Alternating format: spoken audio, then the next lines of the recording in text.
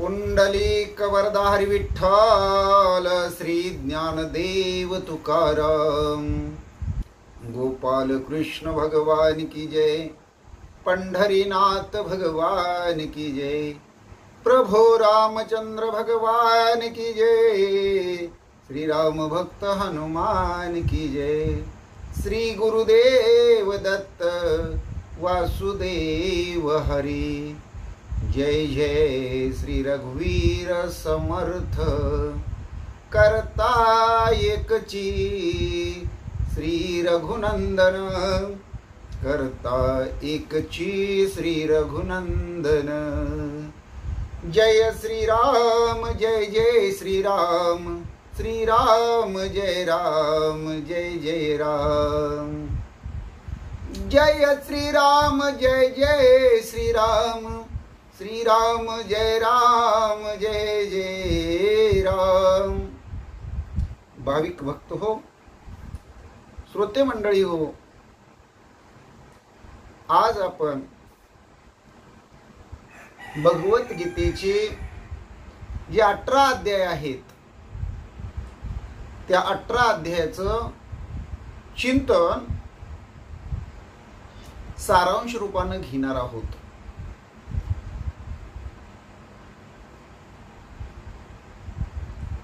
कारण ज्ञानेश्वरी तुकोबरायांची गाथा, एकनाथ महाराजांचं एकनाथी भागवत आणि एकनाथ महाराजांचंच रामायण, याचा जोपर्यंत आपण अभ्यास करत नाही, जोपर्यंत चिंतन करत नाही, मनन करत नाही, तोपर्यंत बऱ्याच गोष्टी अविश्वसनीय वाटतात, बऱ्याच गोष्टीवर आपला विश्वास नसतो।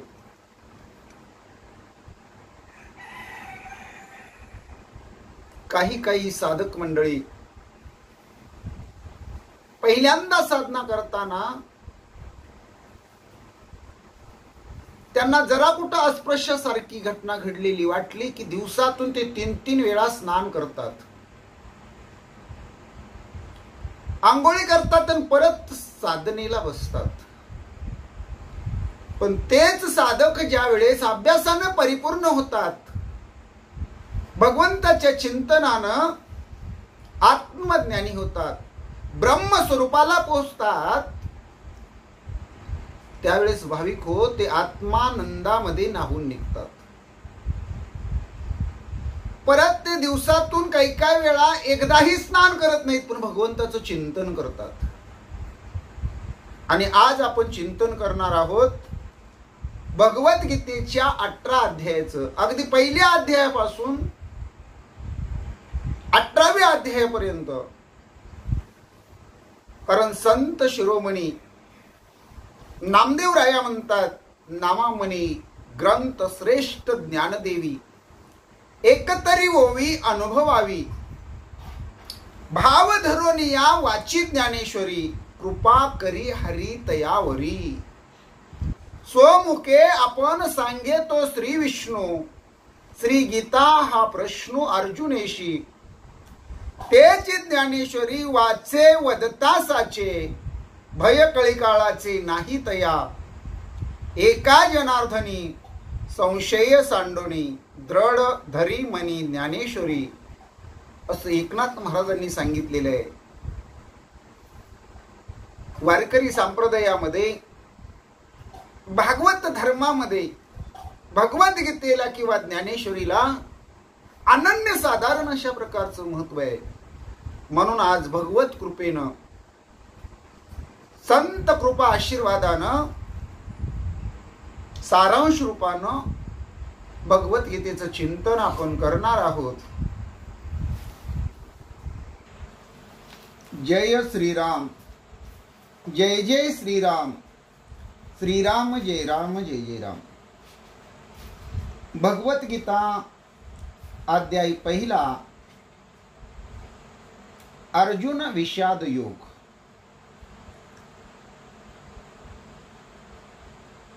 पहिली ओवी आहे, ओम नमोजी आद्या वेद प्रतिपाद्या, जय जय सो सोमेद्या आत्मरूपा। आणि दुसऱ्या ओवीमध्ये गणपती बाप्पाचं स्तवन केलेलं आहे. देवा तूची गणेशू सकलार्थमती प्रकाशू मनी निवृत्ती दासो अवधारी जोजे. आता अर्जुन विषाद योग म्हणजे अर्जुनाला विषाद काय झाला याचा सारांश रूपानं भगवंतानं ज्याप्रमाणे कृपादृष्टी करतील त्याप्रमाणे आपण चिंतन करूया. अर्जुन रणभूमीवर म्हणजे कुरुक्षेत्रावर पूर्ण आत्मविश्वासानं येतो. कसा येतो? रथात बसून येतो. त्या रथाचा सारथी आहेत भगवान श्रीकृष्ण. कृष्ण सारथ्य करत आहेत आणि अर्जुन सारथ्याला म्हणजेच भगवान श्रीकृष्णाला आपला रथ दोन्ही सैन्याच्या मध्यभागी उभा करण्यास सांगतात. दोन्ही सैन्याच्या मध्यभागी का रथ उभा करायला सांगतात?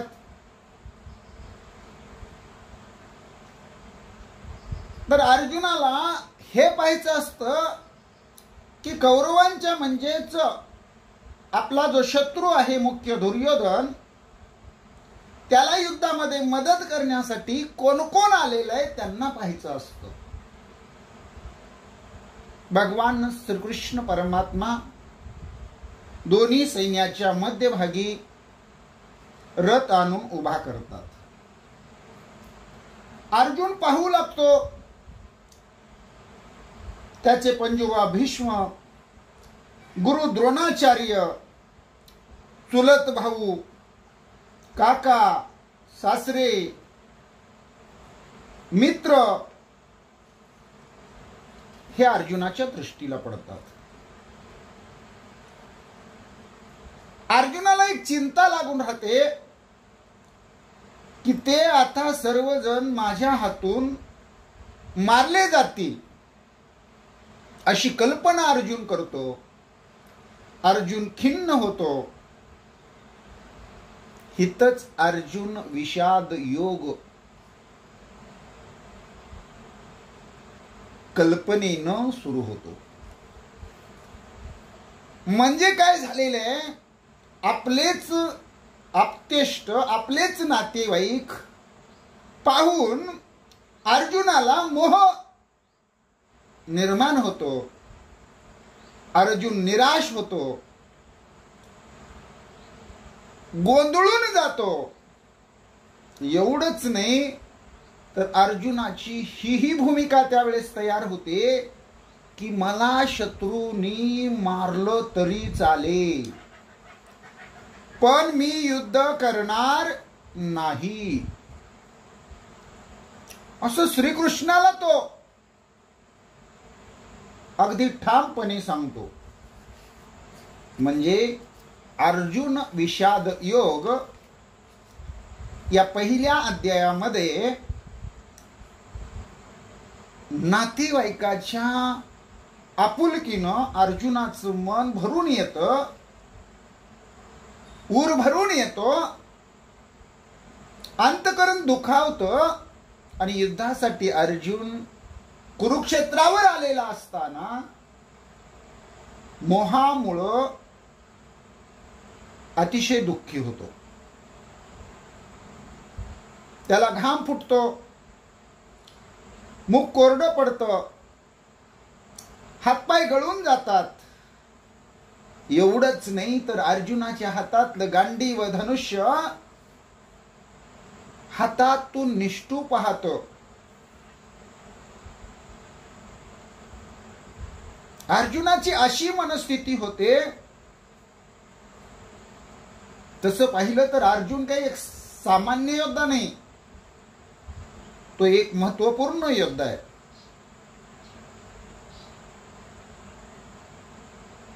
त्याला वाटतं हे युद्ध करण्यापेक्षा आपण संन्याशी बनून राहणं किंवा शत्रूकडून मारलं जाणं हेच योग्य आहे. पण युद्ध करणं योग्य नाही. हा जो विषाद म्हणजे जिथं वाईट वाटलेलं आहे, मोह निर्माण झालेला आहे, तो आपल्या खिन्न मनानं भगवान श्रीकृष्णाला सांगतो. भगवद्गीतेचा अध्याय 2, ज्याला सांख्य योग म्हणतात. भगवान कृष्ण अगोदर अर्जुनावर रागावतात. अर्जुनाला म्हणतात, अर्जुना तू स्वतः रथामध्ये बसलास, कुरुक्षेत्रावरती आलास, दोन्ही सैन्याच्या मधोमध रथ घ्यायला मला सांगितलंस, आणि आता काय झालंय तुला नेमकं? हे काय तुला सुचलेलं आहे? काय युद्धभूमीतून माघार घेण्याची विचारधारा तुझ्या अंतःकरणामध्ये आलेली आहे? आणि असं जर झालं तर अर्जुना तुला अपमानित व्हावं लागल. युद्धभूमीतून अर्जुन पळून गेला म्हणतील.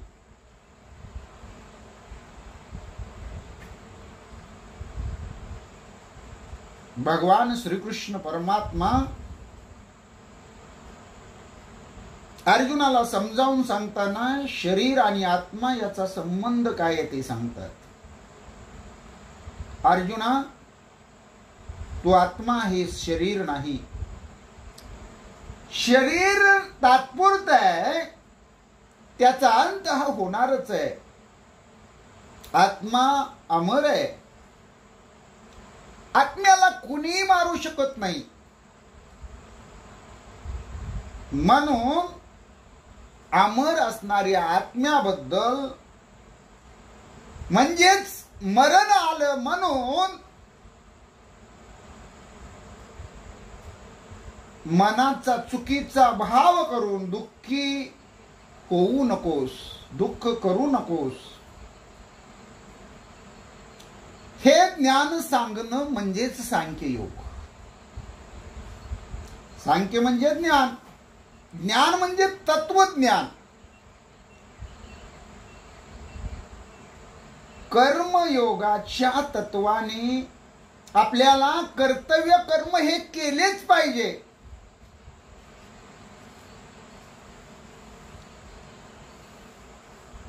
एखादा योद्धा आहे त्यानं लढाई केलीच पाहिजे. जवान आहे, सैनिक आहे, त्यानं युद्धात लढाई करून प्रजेचे रक्षण केलेच पाहिजे. आणि असं करत असताना कुणी आपल्या हातून मेलं, मारलं गेलं, त्याचं पाप लागत नाही. आणि तो समाजासाठी सत्कर्म करत असताना त्याच्या हातून घातपात झाला, वध झाला, म्हणून जन्म मृत्यूच्या बंधनात तो अडकत नाही. अशा प्रकारचे मुद्दे भगवान श्रीकृष्ण परमात्मा अर्जुनाला सांगतात. आणि तू आत्म्यावर मन केंद्रित कर, सदैव आनंदित रहा.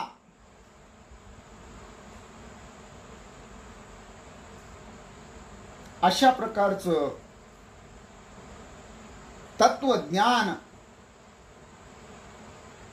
भगवान श्रीकृष्ण परमात्मा अर्जुनाला सांगतात. तरीही अर्जुन सहसा मानायला तयार नाही, मग मात्र भगवान परमात्मा अर्जुनाला म्हणतात, निमूटपणे तुझे कर्तव्य कर,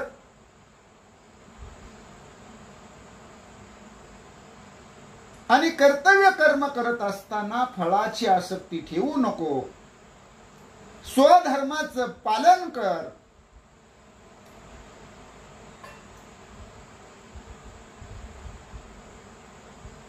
एवढं तत्व अर्जुनाला भगवान श्रीकृष्ण परमात्मा सांगतात.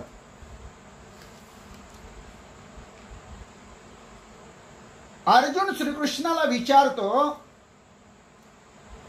भगवंता श्रीकृष्णा, माझं कर्तव्य काय आहे हे मला समजेना झालेलं आहे.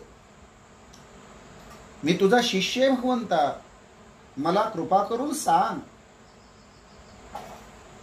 त्यावेळेस भगवान परमात्मा म्हणतात, तू ज्यांच्याकरता शोक करू नये अशांच्यासाठी शोक करत आहेस, आणि तरीही मोठ्या विद्वान माणसाप्रमाणे बोलत आहेस.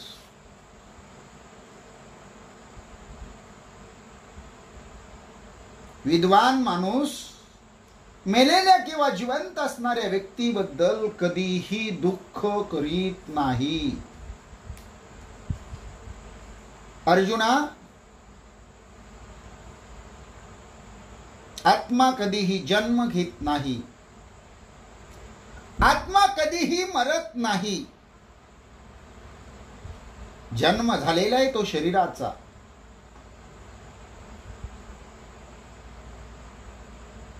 जरी शरीराचा नाश झाला तरी आत्म्याचा कधीही नाश होत नाही.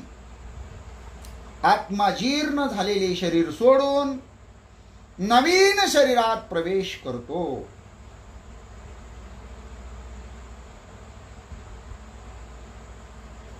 प्रत्येक जन्माला आलेल्या माणसाला मृत्यू हा एक दिवशी येणारच आहे. तेव्हा त्याचा रोज विचार करून मरू नकोस. भगवान परमात्मा अर्जुनाला सांगतात,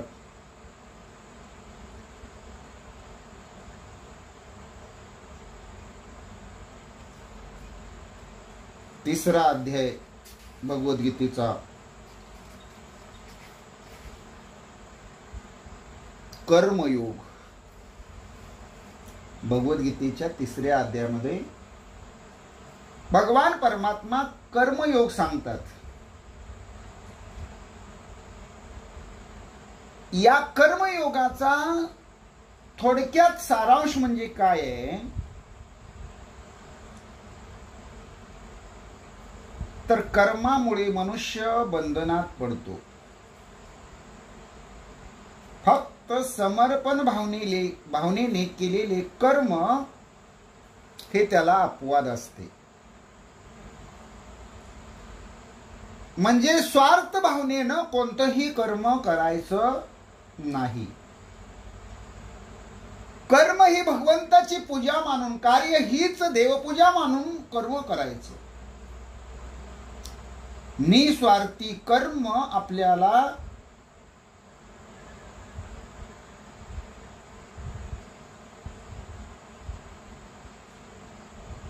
मोठं बनवतं. अनासक्त राहून कोणतीही आशा न ठेवता कर्म केलं तरच भगवान परमात्मा त्याचं फळ देतो आणि स्वतः साक्षात परमेश्वर भेटतो.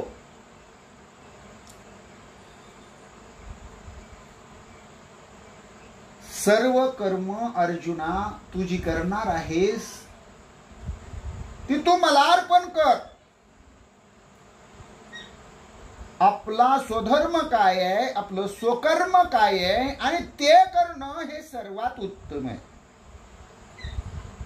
सर्व कर्म माझेच आहे, माझ्यातच आहे व मीच करतो. शेवटी तुला माझ्याकडे यायचे आहे. तू कोणते कर्म करतोस यापेक्षा ते कोणत्या भावनेनं करतोस यावर तुझे मला प्राप्त करणे अवलंबून आहे. मन हे इंद्रियापेक्षा अधिक शक्तिशाली आहे व बुद्धी त्याहून श्रेष्ठ आहे. पण आत्मा हा बुद्धीहूनही श्रेष्ठ आहे. आत्मा हा सर्वश्रेष्ठ आहे. आत्मप्राप्ती कर. वासनारूपी शत्रूचा नाश कर. वासना ज्ञानावर पांघरून घालते. वासनेवर विजय मिळवणे फार कठीण आहे. सर्व कर्म आणि कर्मफळांना हे अर्जुना तू ईश्वराला अर्पण कर, तर तुला सुख समाधान शांती प्राप्त होईल.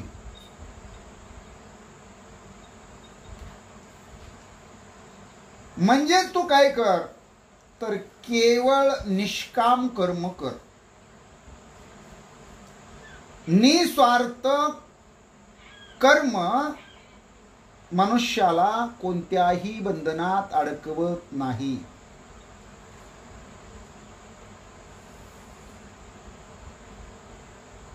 निस्वार्थपणाचे जीवन म्हणजेच खरोखर सुसंस्कृत जीवन होय. नाहीतरी येराचं जीवन म्हणजे व्यर्थ आहे.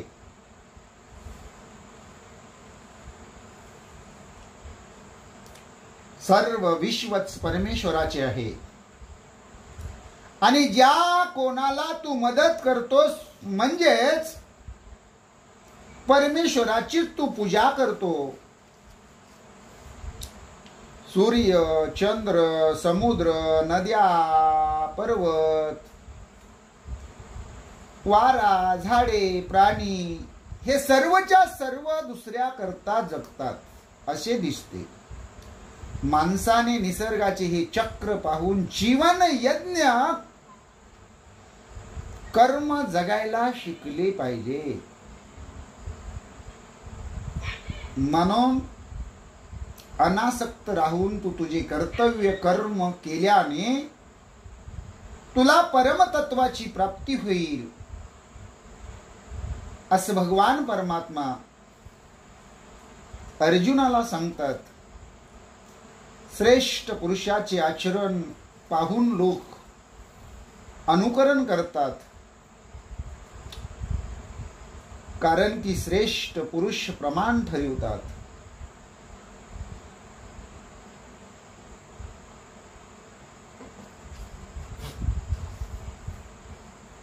भगवत गीता 4 अध्याय ज्ञान कर्म संन्यास योग. भगवान श्रीकृष्ण अर्जुनाला सांगतात, काळाच्या ओघाने ज्ञानाचा विसर पडतो, पण मी भगवान दुष्टाचा संहार करण्यासाठी, सज्जनाचे रक्षण करण्यासाठी आणि धर्माची स्थापना करण्यासाठी वेगवेगळ्या रूपात पुन्हा पुन्हा प्रगट होत असतो. हे अर्जुना तू लक्षात घे. तू माझा जन्म आणि कर्म जाणून घे, म्हणजे तुला पुनर्जन्म नाही. माझी पूजा केल्याने मी प्रसन्न होईन.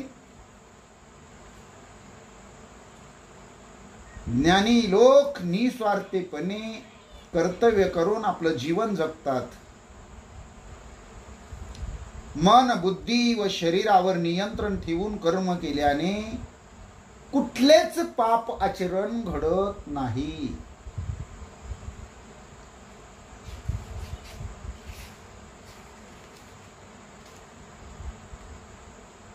ज्याच्या मनात संशय आहे त्याचा संशय ज्ञानाने दूर होतो. तू कर्म कर, कर्मात स्थिर हो आणि सर्व संशय दूर करून टाक.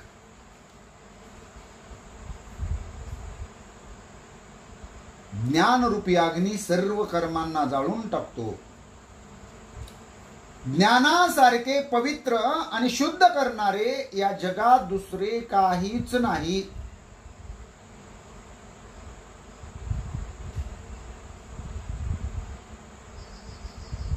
म्हणून कुठल्याही प्रकारची इच्छा न ठेवता ज्ञानपूर्वक आणि समर्पण भावाने कर्म केल्याने तू मुक्त राहशील. कोणत्याही बंधनात अडकणार नाहीस अर्जुना. भगवान परमात्मा भगवद्गीतेच्या 4थ्या अध्यायामध्ये सांगतात. हे सांगत असताना ज्ञान कर्म आणि संन्यास योग सांगतात.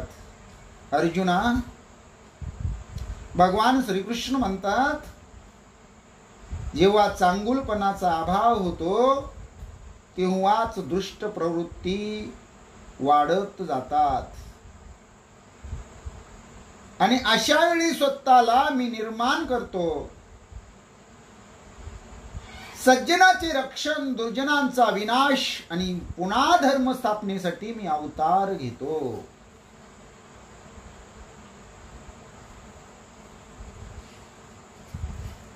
इथं भगवद्गीतेचा 4था अध्याय जवळजवळ समाप्त होतो आणि भगवद्गीतेचा 5वा अध्याय त्याच्यामध्ये भगवान परमात्मा कर्म संन्यास योग सांगतात. 5व्या अध्यायाचा सारांश असा. अर्जुन भगवंताला विचारतात, ज्ञान आणि कर्म या दोन्हीमध्ये श्रेष्ठ काय आहे?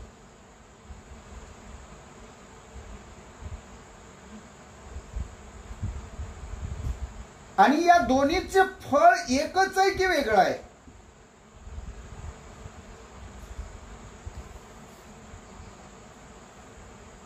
त्यावेळेस भगवान श्रीकृष्ण परमात्मा काय सांगतात अर्जुनाला?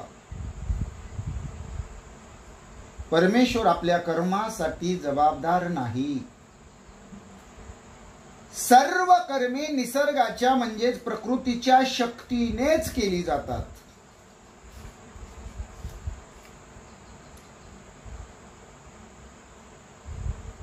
तू सर्वांच्या कल्याणासाठी काम कर, त्याने तुझी सर्व पापे नष्ट होतील.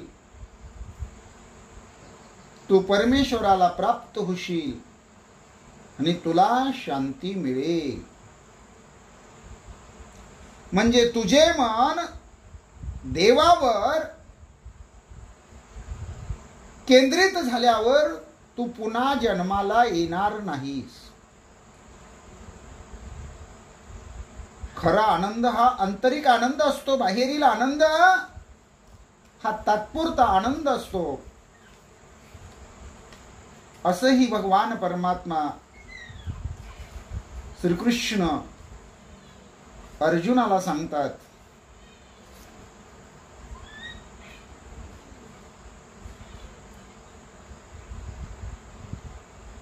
मन व शरीर यावर पूर्ण ताबा ठेवून राहणं.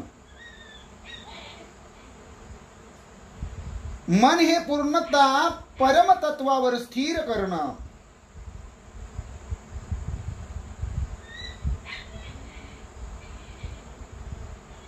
प्रामाणिकपणे आणि निस्वार्थीपणे केलेली धर्म कर्मे ही मनाला पवित्र करतात आणि खऱ्या ज्ञानाच्या प्राप्तीच्या पुढील पायरीवर चढण्यासाठी आपल्याला तयार करतात.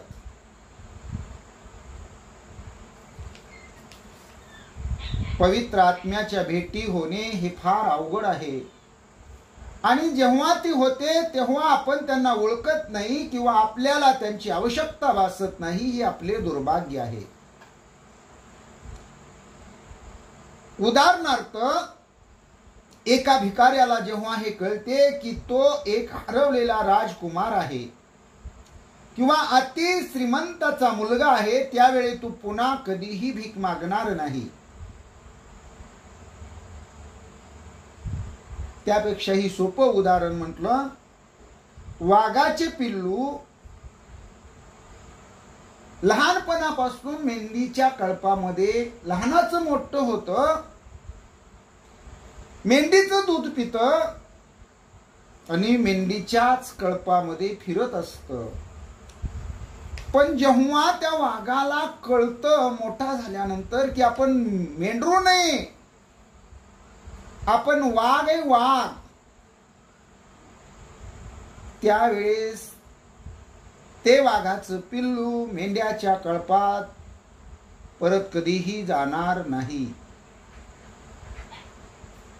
म्हणजे एखाद्या स्वप्नातून जागे झाल्याप्रमाणे त्यांच्या ठिकाणी पूर्ण परिवर्तन होते. दृढ श्रद्धा ही भविष्यातील सर्व शंका दूर करते. जो कोणाचाही द्वेष करत नाही किंवा कशाचीही इच्छा ठेवीत नाही, तो नेहमीच अर्जुना संन्याशी असतो. भगवे कपडे घालणारे किंवा एखाद्या संस्थेचे मुख्य पुजारी हे संन्याशी नव्हेत. जोपर्यंत ते द्वंद्वा पलीकडे गेले नाही तोपर्यंत हे सर्व शारीरिक स्तरावरच आहे.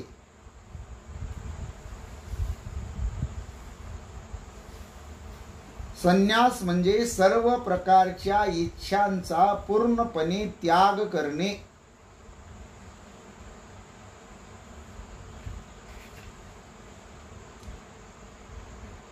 ज्यांचे मन आणि बुद्धी परमेश्वरात एक झाली आहे व जो सतत परमेश्वराशी एकरूप असतो, त्याची सर्व पापे नष्ट होतात. त्याला पुनर्जन्म नाही.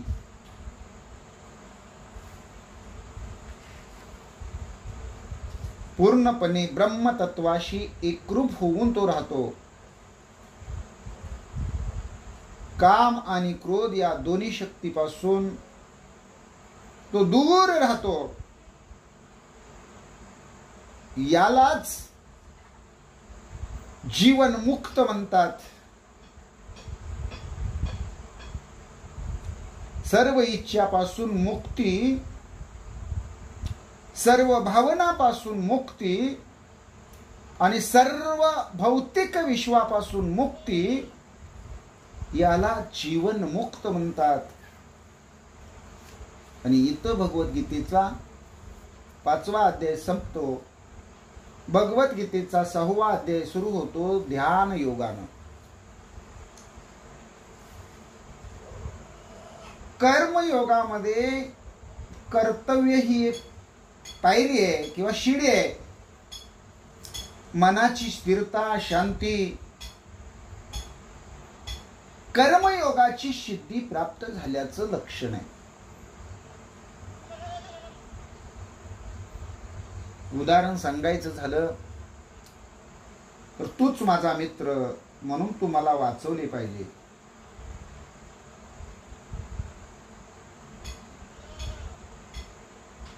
तूच स्वतःचा शत्रू होऊन स्वतःचे पतन करून घेऊ नकोस.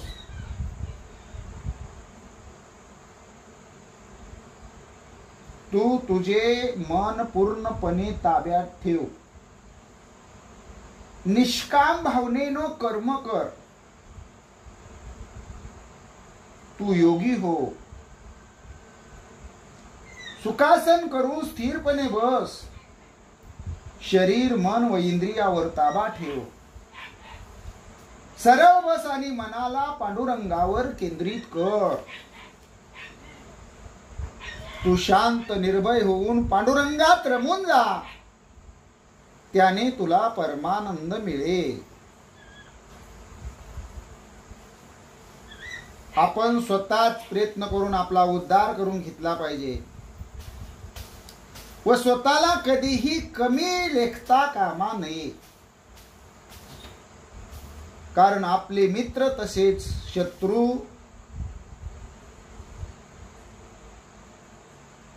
ही असू शकतो.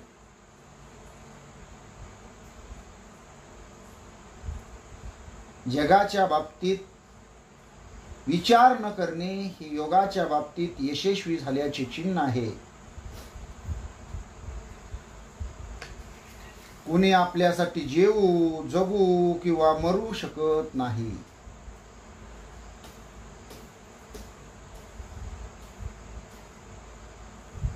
कुठलीही गोष्ट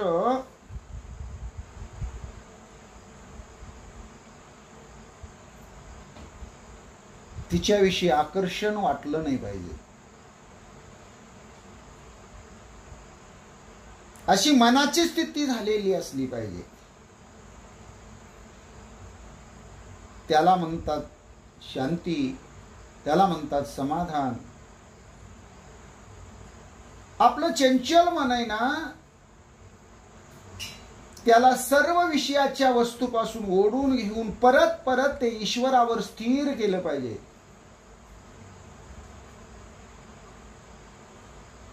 परमात्म्याशी आपला आत्मा सतत जोडला पाहिजे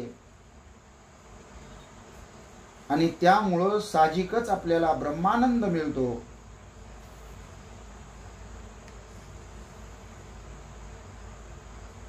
इथं 6व्या अध्यायाची असणारी सर्वश्रेष्ठ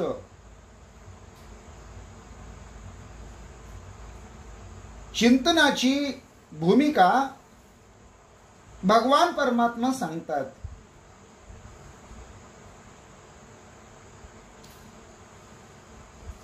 जो सर्वांना एकसारखेच पाहतो आणि स्वतः सर्वांच्या सुखदुःखांना आपल्या सुखदुःखाप्रमाणेच मानतो, तो योगी सर्वात उच्च कोटीचा आहे असे समजावे.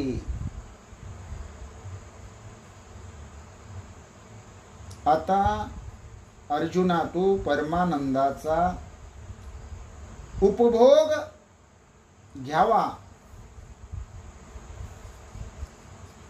अभ्यास आणि वैराग्य याच्याकडे तुझं लक्ष असावं.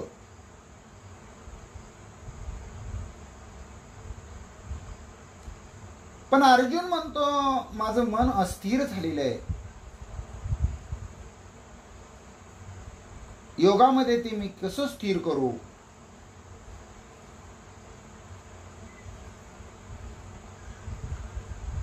देव म्हणतो खरंय, पण अभ्यास करून आणि जगाविषयी पूर्ण उदासीन राहून ते अस्थिर मन आपल्याला नियंत्रणात आणता येतं.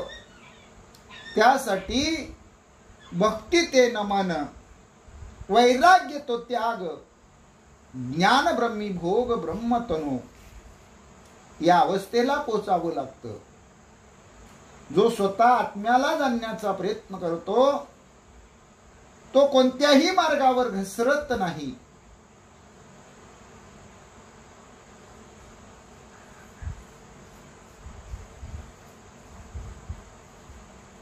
भगवद्गीतेचा 7वा अध्याय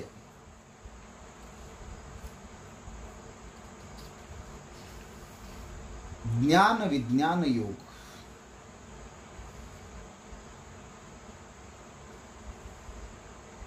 सहाव्या अध्यायाच्या शेवटी सांगताना भगवंताने एवढंच सांगितलेलं असतं की देवाचा ध्यास लागला पाहिजे. सर्वात देव आहे आणि देवात सर्व आहे हे पाहायला शिकलो पाहिजे. आणि भगवद्गीतेच्या 7व्या अध्यायामध्ये ज्ञान आणि विज्ञान योग कसा सांगतात? अर्जुनाचं मन अधिकच बळकट कसं करतात?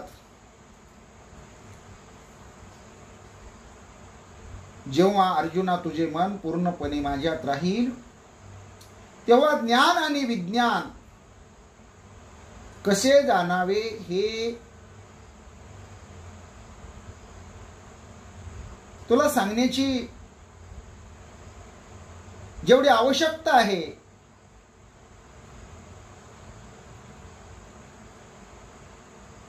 म्हणून सांगावं लागेल. अर्जुना, मला सोडून या विश्वात काही नाही.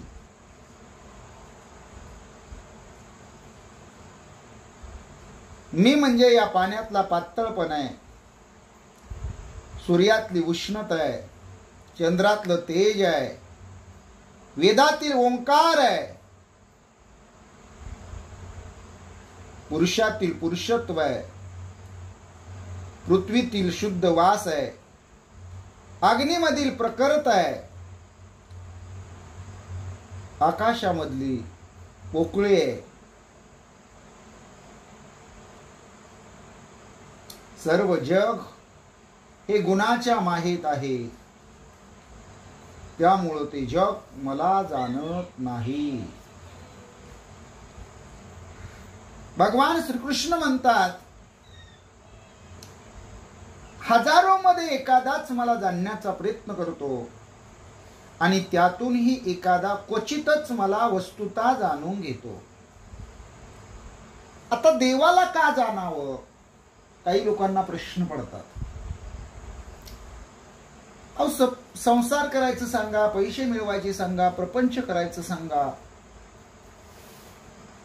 पण देव भेटीसाठी प्रयत्न करायची काय गरज आहे? देव जाणून घेतल्यानं काय फरक पडणार आहे?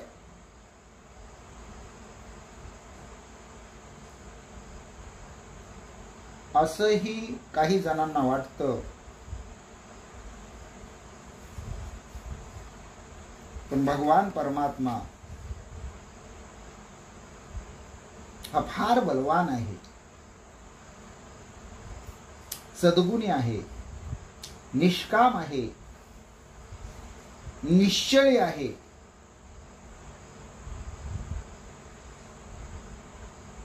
हे जगत म्हणजे मायेचा पसार आहे. माया 3 गुणापासून बनलेली आहे, सत्व, रज, तम.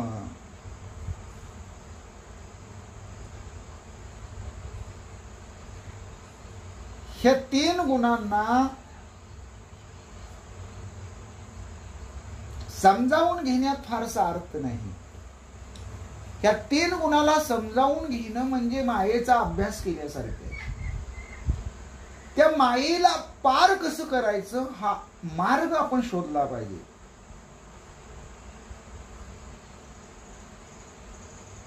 आणि तो मार्ग दाखवणारा, आपल्याला तरुण नेणारा असा परमेश्वर आहे. त्या परमेश्वराला सर्वत्र पाहणं, सर्वांमध्ये त्याचंच रूप पाहणं, हा ध्यास लागणं, ही अवस्था धारण करणं, हे भक्ताचं लक्षण आहे.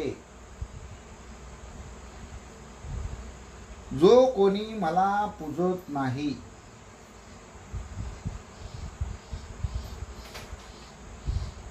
तोपर्यंत त्याला मायेवर विजय मिळवता येत नाही. आणि दुष्ट आणि अज्ञानी राक्षसी प्रवृत्तीचे लोक माझी पूजा करत नाहीत.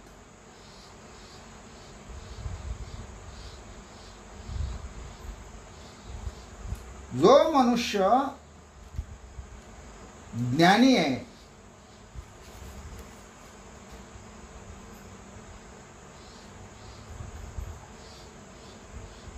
तो श्रद्धेनं मला जाणून घेतो.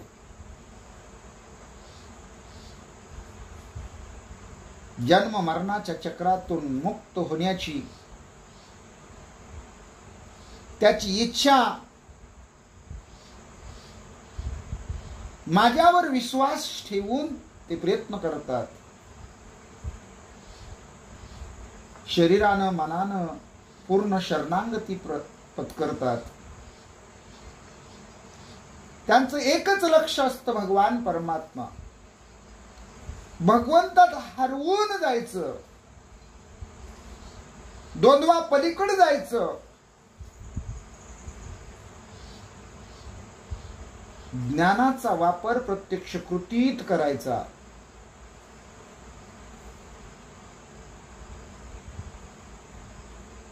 असा एकच ध्यास भक्ताच्या ठिकाणी असतो.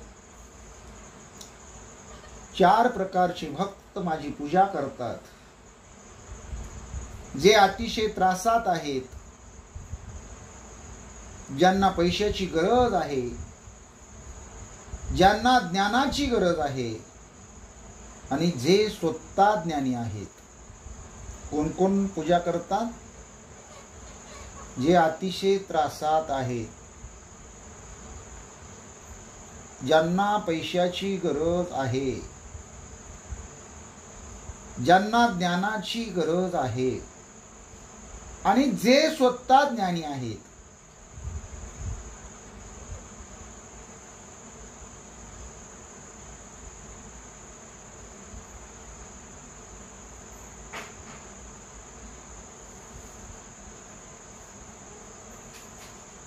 अडचणी, संकटे, प्रशंसा, अपमान हा भगवंताचा प्रसाद म्हणून स्वीकारलं पाहिजे.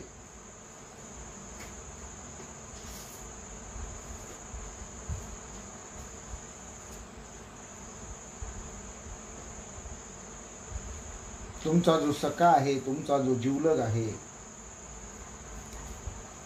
तो तुम्हाला समजावून घेतो. तुम्ही त्याच्यावर जीवापाड प्रेम करता.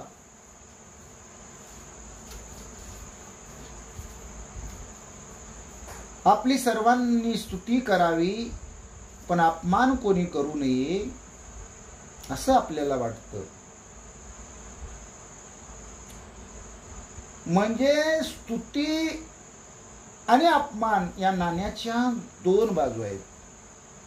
स्तुती पाहिजे असते पण अपमान नको वाटतं. म्हणजे सुख पाहिजे असतं, दुःख नको वाटतं. आशा करावी वाटते, निराशा नको वाटते.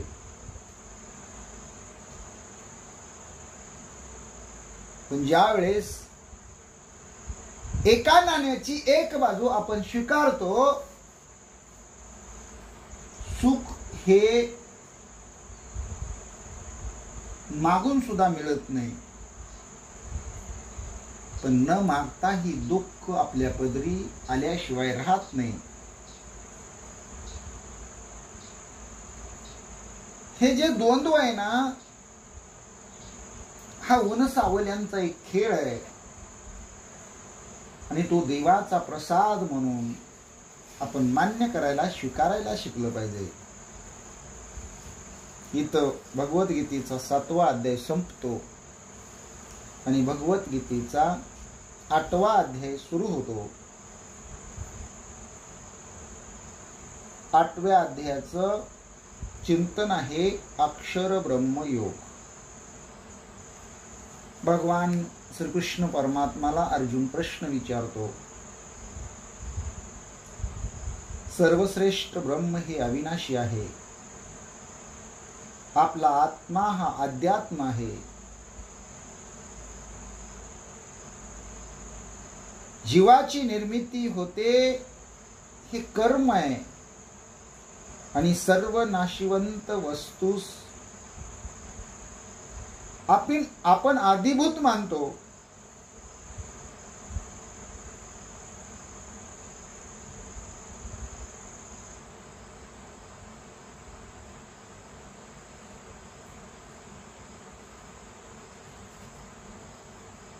जो हे शरीर सोडताना मृत्यूच्या समी केवळ माझ्याच विचारात असतो,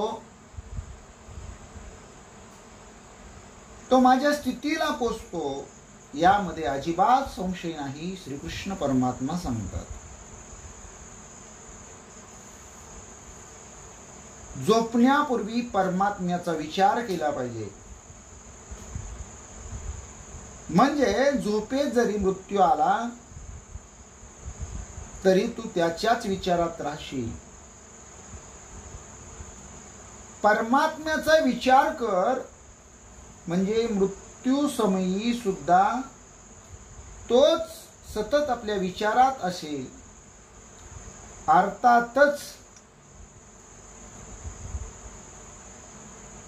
ज्याचा नेहमी विचार आपल्या चित्तात असतो तोच मृत्यू स्वामी आपल्या डोळ्यासमोर उभा राहतो.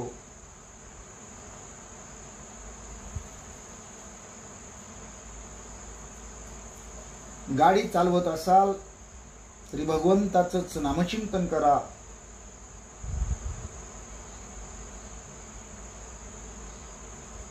भगवंताचाच विचार करा.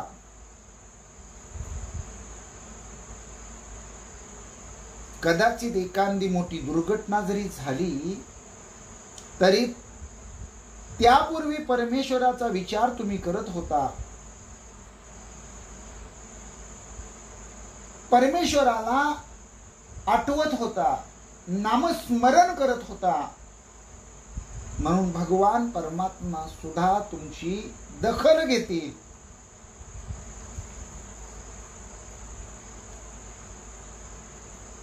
घरातून बाहेर पडण्यापूर्वी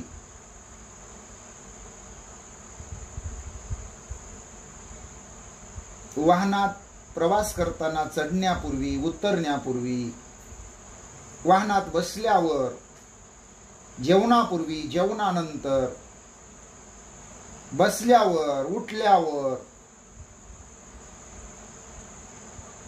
रात्री, दिवसा, जागृती, सुसुप्ती, शयनी,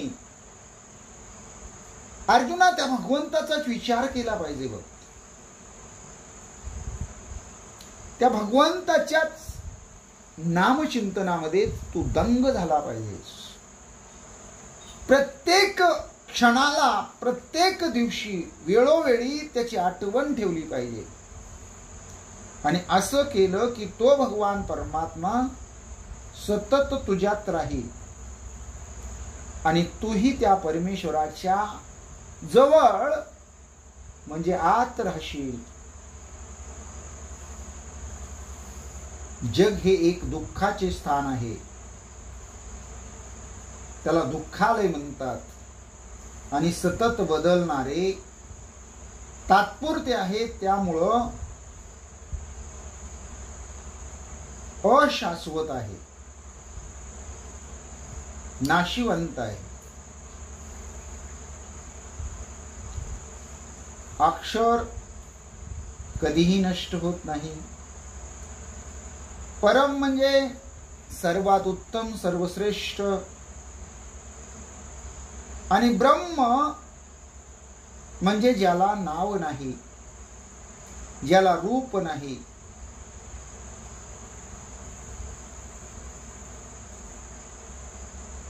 त्या ब्रह्मापर्यंत पोहोचणं हे मानवी जीवनाचं ध्येय पाहिजे. आणि ब्रह्मापर्यंत पोहोचल्यानंतर, कारण 8व्या अध्यायाचं चिंतन आहे अक्षर ब्रह्म योग. अक्षर म्हणजे जे कधीही नष्ट होत नाही. परम म्हणजे सर्वात उत्तम किंवा सर्वश्रेष्ठ. आणि ब्रह्म म्हणजे ज्याला नाव नाही.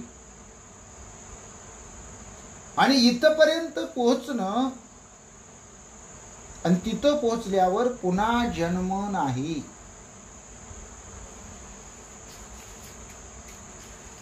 जन्म नाही म्हटल्यानंतर पुन्हा मरण नाही.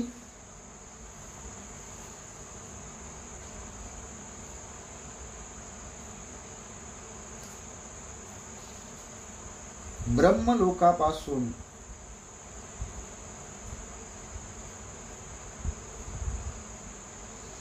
खाली सर्व लोकांची पुनर्निर्मिती होते. पण मला प्राप्त झाल्यानंतर पुन्हा जन्म नाही.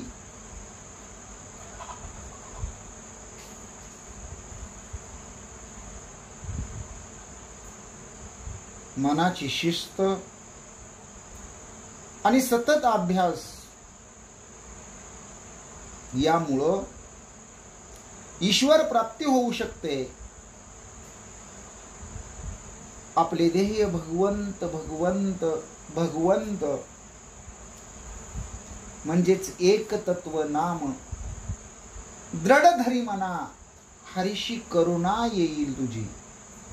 सतत परमेश्वराचे ध्यान करा.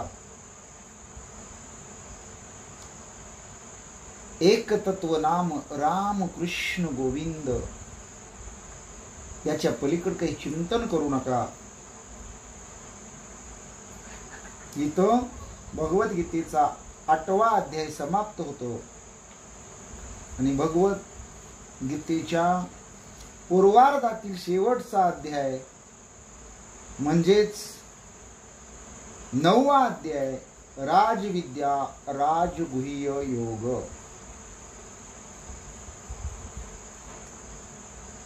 राजविद्या आणि राजगुह्य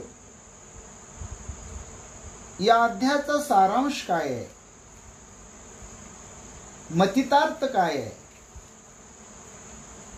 भावार्थ काय आहे,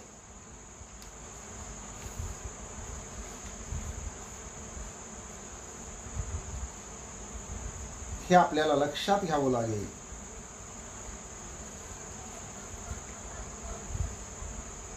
भगवान श्रीकृष्ण परमात्मा म्हणतात, जे लोक मनाने अस्थिर झालेले असतात, ज्यांच्या निरर्थक आशा वाढलेल्या असतात, नको ते क्रिया करत असतात आणि अल्पज्ञानी परी गर्वानं त्यांना शिरोमणी वाटत असतं आणि त्या निष्फळ ज्ञानामुळं त्यांच्यामध्ये अहंकार वाढीला लागतो आणि अहंकार म्हणजेच राक्षसी दृष्ट व भ्रामिक स्वभाव.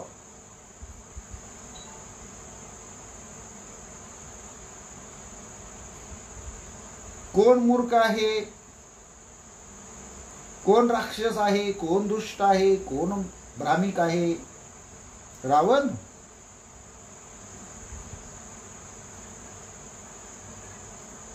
अहो, आपण आपल्या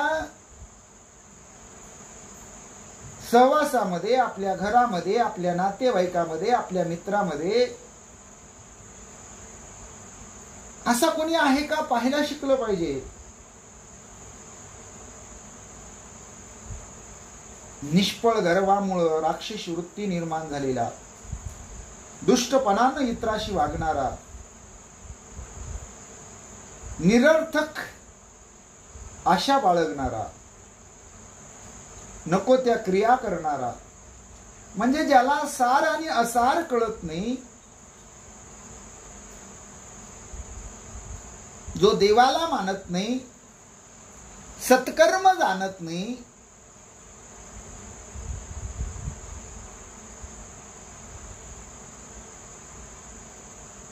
त्याला रावण म्हणतात. त्याला रावण म्हणतात.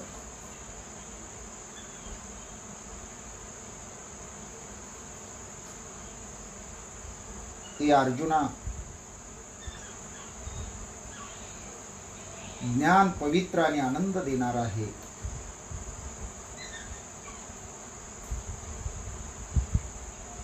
मी सर्व ब्रह्मांडात व्याप्त आहे. मी सर्व प्राणी मात्रांचा धारण करता आणि निर्माता आहे.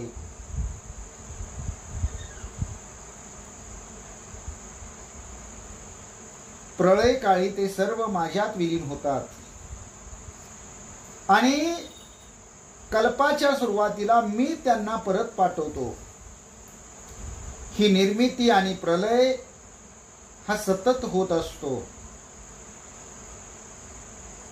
निसर्ग निर्मिती आणि संसार हा माझ्यामुळे चालतो.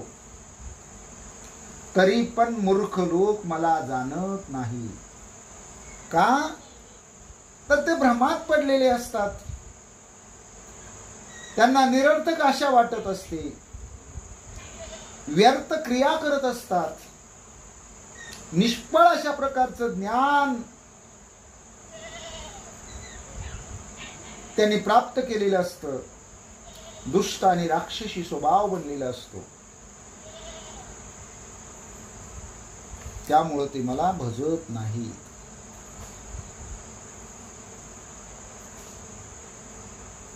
आणि मला भजत नाहीत म्हटलं की ते पतनाला जातात. त्यांच्या नाशाला तेच कारणीभूत ठरतात. जे महात्मा दैवी स्वभावाचे आहेत ते माझी एक मनानं पूजा करतात, सतत माझ्या ऐश्वर्याबद्दल बोलतात, माझे नामस्मरण करतात, सतत माझा विचार करतात आणि ते सत्य स्वरूपाचं ज्ञान मिळवण्यासाठी आपलं सर्वस्व पणाला लावतात, जीवन खर्ची घालतात आणि त्यांच्या ज्ञानानं, नवे आत्मज्ञानानं ते माझी पूजा करतात.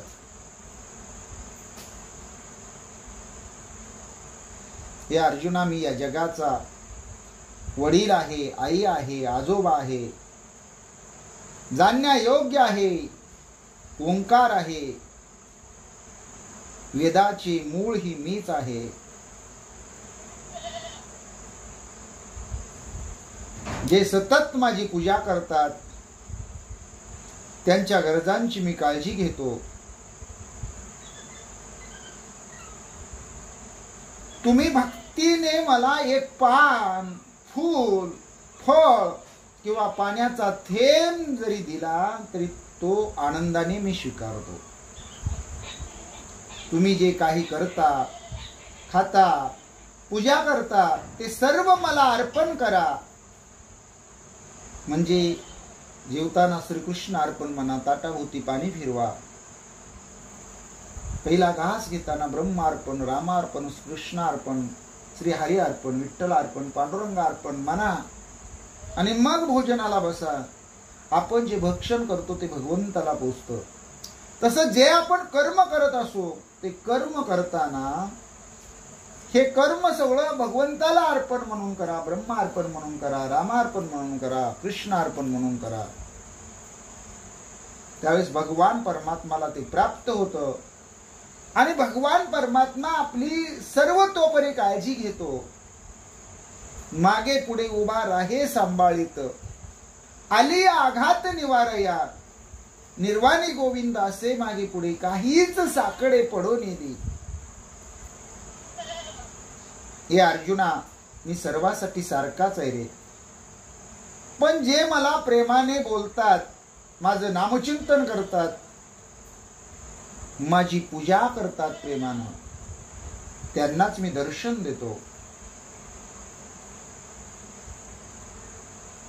खूप मोठा पापी जरी असेल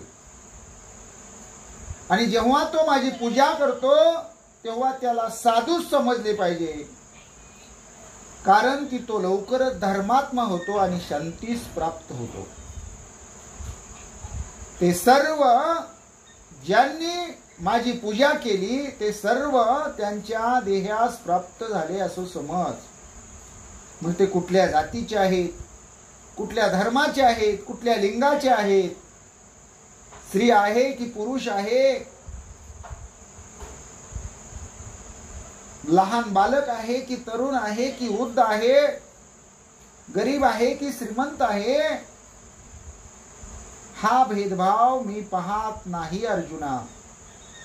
म्हणून तुला मी परत सांगतो, तुझं मन एकाग्र कर,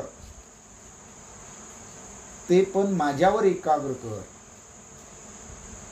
माझ्यावर भक्ती ठेव, माझी पूजा कर, मला नमस्कार कर, तुझा भार सगळा माझ्यावर घाल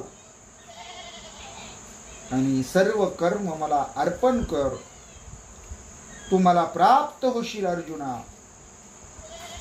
भगवान परमात्मा अर्जुनाला सांगतात,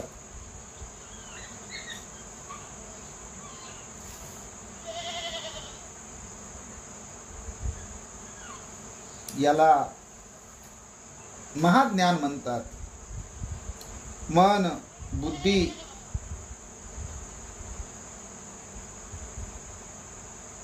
एकरूप करून एक रूपानं भगवंताची पूजा करणं, भगवंताला सर्वस्व अर्पण करून नमन करणं, याला भक्ती करणं म्हणतात. आणि ती भक्ती अर्जुना तू कर, असं 9व्या अध्यायामध्ये भगवान परमात्मा राजविद्या, राजगुह्य योग याच्यामध्ये सांगतात.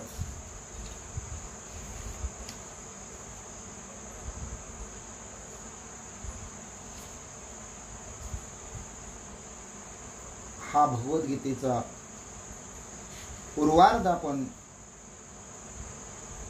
चिंतनासाठी, परमसेवेसाठी घेतला आणि आपलं पहिलं पाऊल आपण भगवंताच्या भक्तीच्या दिशेनं उचललं. ही तर सुरुवात आहे. श्रोते मंडळी हो, भाविक भक्त हो, मला अज्ञानी बालक समजा. जसं अज्ञानी बालक मूर्खपणा करतं, तसं भगवद्गीतेचा सारांश सांगणं हा मूर्खपणा, खूप मोठा मूर्खपणा केलाय असं समजा. पण भगवंतानी चिंतनासाठी जी बुद्धी दिली त्यासाठी मी अजून मूर्खपणा करेन.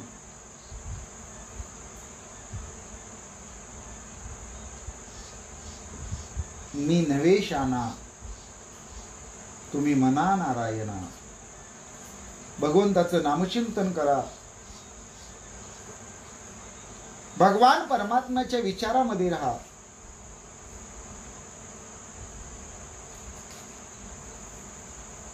कोणी थोर महान व्यक्ती असाल, कोणी महान विद्वान, पंडित, शास्त्री, महंत, महात्मे, अशा महान विभूती असाल आणि माझ्याकडून काही चुकीचे शब्द सारांश सांगताना निघाले असतील तर तुम्ही माझ्यावर कृपा करून, मला क्षमा करून आशीर्वाद द्या.